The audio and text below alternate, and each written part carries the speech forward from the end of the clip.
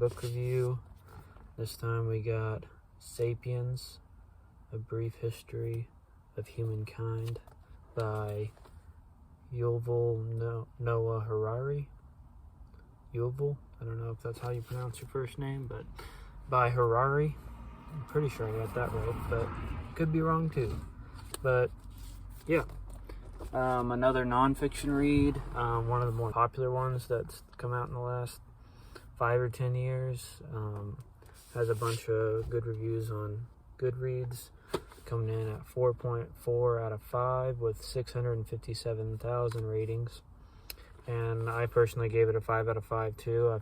I feel like everyone should read this. Even as someone who loves history, when you learn, usually it's just like area at a time. So it feels like you just have a bunch of dots of knowledge. And this really helps connect all those dots and like kind of connect some missing pieces that I had. Overall, really enjoyable. It took me on and off for about a year. It's one of those books that you don't read like front to back in one sitting. Definitely not suggest that. I took it section by section, not even chapter by chapter. The chapters are huge. I think there's only like 7 or 8 chapters in the whole book, unless the section was really big. Then I kind of broke it up into 2 and underlined, circled, make notes. This is pretty much a textbook. It even has like textbook paper, like it's really bright white, glossy, has pictures, lots of information, and yeah, I really enjoyed it, and I'm glad I read it, so you should too. But a little bit about Hurari. He was born in 1976. He's 45 today. Was born in Israel. He's a public intellectual, a historian, and a professor of history at the Hebrew University of Jerusalem. This came out originally in Hebrew in 2011, but was translated in English, or I think he just wrote it in English actually, in 2014. And then 2 years later, he came out with Homo Deus, which is like this same type of book, but about the future. So there's a lot of speculation. And then the third book, 2 years later after that, came out with 21 Lessons for the 21st Century. He examines free will, consciousness, intelligence, happiness, and suffering in his writings. He kind of covers it all. That's what I really like about this book. It's a macro in every sense of the word, where it collects, philosophy and religion and history and culture and just like everything, everything is connected to everything, but he brings all these big departments of thought together. A nice flowy read. Like I really liked his style and tone and pacing. It was really great. About his like personal life, he studied at the Leo Beck Educational Center for intellectually gifted kids in Haifa, Israel.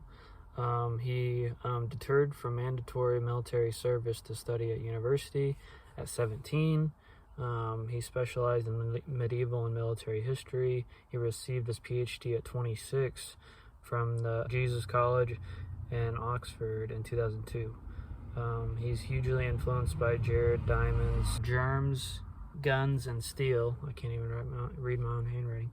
Can't even write my own handwriting. And the book is now translated into 45 different languages. Definitely an impactful book on popular culture and reading in the reading world. It's considered comparative civilizations, which I really liked that.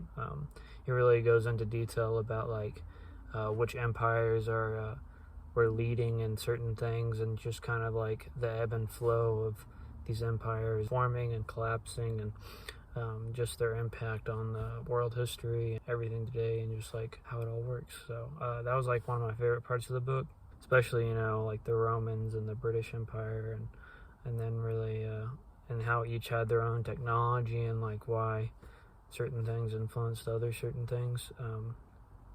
But yeah, the rise and fall of empires, world powers, intermingling religion, government, philosophy, and culture. Survey of humankind as a species from the Stone Age to present.